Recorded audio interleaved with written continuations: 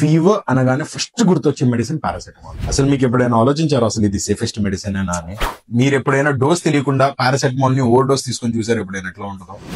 జ్వరం ఉంది అనగానే ఇంట్లో వాళ్ళు క్రోసిన్ తీసుకో మొత్తం సెట్ అయిపోతుంది, ఏమి టెన్షన్ లేదు అంటారు. ఇది తరతరాలుగా మన ఇండియన్స్ ఇళ్లలో వింటా వస్తున్నాము. బట్ ఇది హార్మ్లెస్ అయితే కాదు. పారాసెటమాల్ ఇండియాలో నంబర్ 1 ఓటీసీగా అమ్ముడుపోయే మెడిసిన్. ప్రతిరోజు 2 crore టాబ్లెట్స్ అమ్ముతాం. బట్ అలాగే ఇండియాలో టాప్ 5 డ్రగ్స్ దేని వల్ల అయితే లివర్ ఫెయిల్యూర్ అయిందో ఇది దాంట్లో ఒకటి.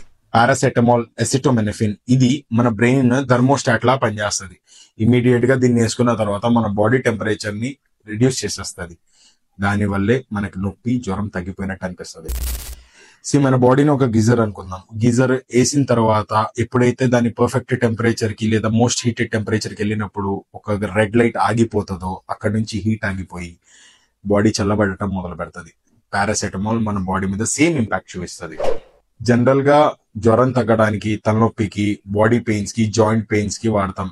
చాలా మంది చిన్నప్పటి నుంచి పెద్ద అయ్యే వరకు ఒకే డోసెస్ వాడుకుంటా వస్తూ ఉంటారు. బట్ అడల్ట్స్ లో 500 నుంచి 600 mg, అది కూడా మాక్సిమం 6 hours గ్యాప్ ఉండేటట్టు చూసుకోవాలా.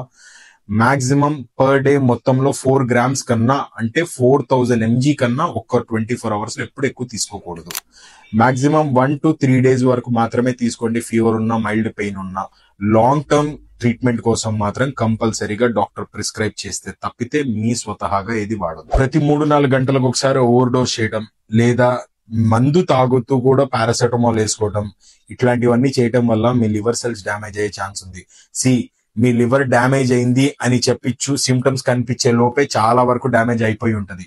సో ఈసారి నుంచి పారాసెటమాలే కదా అని ఎట్లా పడితే అట్లా వేయకండి. ఓవర్ డోస్ అయినప్పుడు, లివర్ టాక్సిసిటీ పెరిగినప్పుడు నార్మల్ గా కంటిన్యూస్ గా వామిటింగ్స్ అనిపించడం, ఏం తిన్నా వాంతులు చేసుకోవడం, వీక్నెస్ గా ఉండటం, లివర్ ఫెయిల్ అయ్యే ఛాన్సెస్, ఫ్రీక్వెంట్ గా జాండీస్ అనిపించడం, ఒక్కొక్కసారి చనిపోవటం.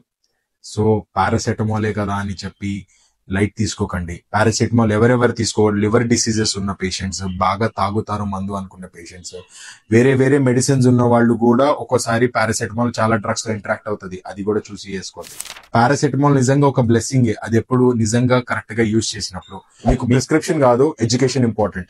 చిన్న వాటికి పారాసెటమాల్ వేసుకున్నాం, తలనొప్పికి పారాసెటమాల్, జ్వరానికి పారాసెటమాల్, కాళ్ళనొప్పికి పారాసెటమాల్ అన్న వాళ్ళకి ఈ వీడియో పంపించండి.